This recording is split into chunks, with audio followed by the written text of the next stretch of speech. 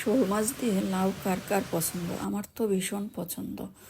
আর এটা এমন একটা রেসিপি যে এই রেসিপিটা হলে একটু তৃপ্তিদায়ক করে ভাত খাওয়া যায়। এটা একটা মুখরোচক এবং তৃপ্তিদায়ক রেসিপি। তো এই গরমে যখন কোনো কিছুই ভালো লাগে না, তখন এরকম একটা ঠান্ডা ঠান্ডা রেসিপি হলে তৃপ্তি করে ভাত খাওয়া যায়, মন প্রাণ তৃপ্তি আসে। তো চলুন কথা না বাড়িয়ে রেসিপিটি দেখে আসি। তো এর জন্য আমার যা লাগবে, প্রথমেই আমি এখানে শোল মাছ কেটে ধুয়ে পরিষ্কার করে নিয়েছি।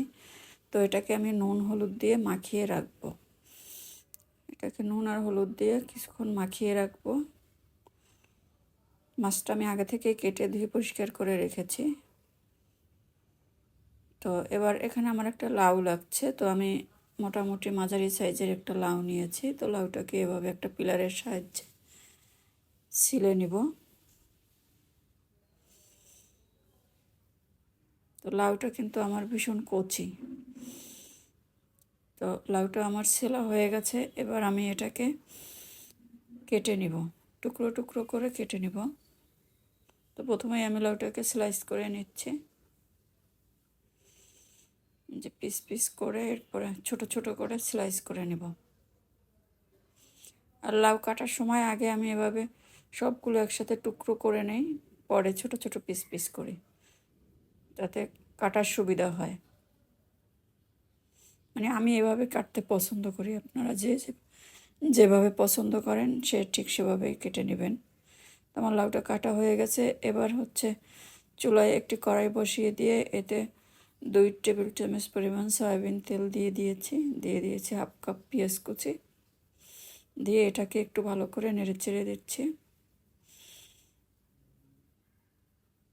এটাকে পুরো ব্রাউন কালার করব না, একটু হালকা নেড়ে চেড়ে এতে আমি আদা রসুন বাটা দিয়ে দিচ্ছি 1 টেবিল চামচ, দিয়ে দিচ্ছি 1 চা চামচ হলুদ গুঁড়া, 1 চা চামচ মরিচ গুঁড়া দিয়ে এটা একটু পানি দিয়ে ভালো করে কষিয়ে নিচ্ছি। আর লাউ রান্নায় কিন্তু অনেক মশলার দরকার হয় না, আর হলুদের পরিমাণটাও একটু অল্প দিতে হয়। তো আমার যেহেতু মাছ দিয়ে রান্না করব, তাই আমি একটু মোটামুটি দিয়ে দিচ্ছি পরিমাণ স্বাদ মতো লবণ, দিয়ে দিচ্ছি 1 চা চামচ জিরের গুঁড়ো। বাস এতটুকুই মশলা। লাউ রান্নায় অন্য কোনো মশলা ব্যবহার করতে হয় না। তো মশলাটা কষানো হয়ে গেছে। আমি ওই যে আগে থেকেই নুন হলুদ মাখিয়ে রাখা মাছগুলো দিয়ে দিচ্ছি। এখানে আমি লাউয়ের মাথা, শোল মাছের মাথা এবং লেজটা ব্যবহার করছি। আর আমার মাছটা বেশ ভালোই বড় ছিল, তাই মাথাটাকে দুভাগ করে নিয়েছি। তো এবার একটু পানি দিয়ে কষিয়ে নিচ্ছি। তো পানি দিয়ে এটাকে কষিয়ে নিচ্ছি,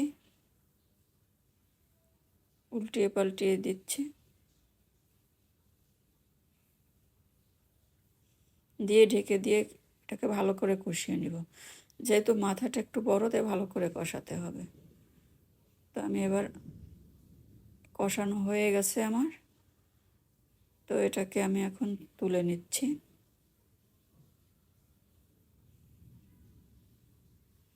তো এক এক করে আমি মাথাটা তুলে নিচ্ছি, লেজটাও তুলে নিচ্ছি।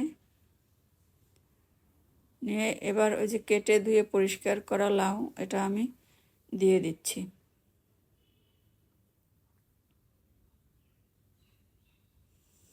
তো দিয়ে এটাকে ভালো করে নাড়াচাড়া করব কিছুক্ষণ। এটাকে একটু উল্টিয়ে পাল্টিয়ে। আর একটা কথা, এখানে লাউ রান্নায় কিন্তু তেমন পানি দিতে হয় না।